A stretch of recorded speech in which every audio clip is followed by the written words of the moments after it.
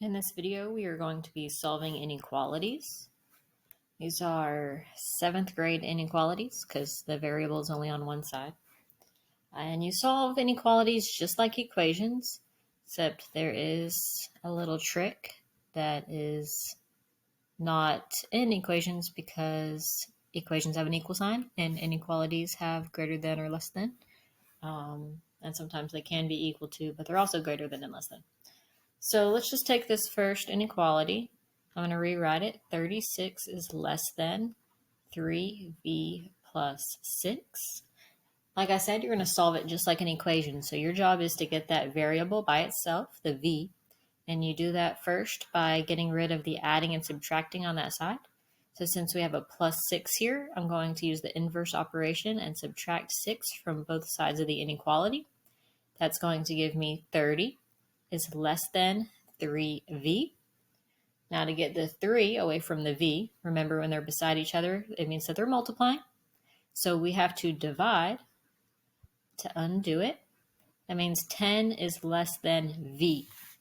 Now, people like to get confused because usually we write the variable in the front, and this makes it look like it's backwards, and people get messed up with the less than and the greater than and everything like that. So make sure that when you have your inequality, you do write your variable first. So I'm going to write v. Now notice that my inequality symbol is opening up towards the v. So when you rewrite it, make sure that it's still opening up towards the v. So that says v is greater than, and then 10. Now to graph this on the number line, our point is going to go on the number 10 because that's what we got for our solution. So I'm going to put an open point here on 10. Now you have to know the rules about whether or not you need to fill in this point. I'm going to leave this point empty because my inequality symbol does not have an equal to sign. If the inequality symbol has an equal to sign, it's going to look something like that or like that. Then you would fill in the point. Since my sign does not, I'm going to leave an empty point. Now it says v is greater than 10, so I'm going to make an arrow pointing in the direction where the numbers get greater.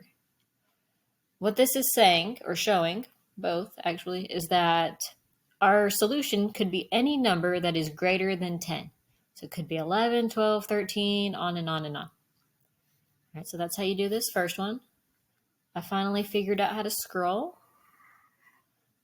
Now we're going to do number 2. Our inequality says 4 minus 2n is greater than negative 4. Again, I'm going to rewrite it because I like to have some space. Alrighty, so our variables over here on the left-hand side, I'm going to start using my inverse operations. Remember to do the adding and subtracting first. So I have this positive 4 here, which means I'm going to do a subtract 4 on both sides. That gives me a negative 2n is greater than negative 8. Now this is where that extra little bit that's different about inequalities comes in. When you multiply or divide by a negative number, you've got to flip your sign. It's just a rule that you need to remember. So here, to get rid of this negative 2, multiplying with my n, I'm going to divide by a negative 2. When you multiply or divide by a negative, you got to flip your sign. So n, instead of being greater than, n is now going to be less than 4. All right, so our solution is n is less than 4. That means over here, my point is going to go on 4. It's going to remain empty or not filled in because it doesn't have the equal to, and n is less than, so it's going in the direction where the numbers are less. Alrighty, next inequality.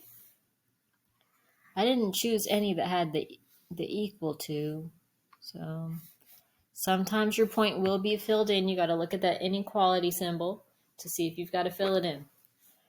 Alrighty, we got negative 6 plus a divided by 5 is greater than 7. I got to remember that that's an a because it looks like a 9 over here.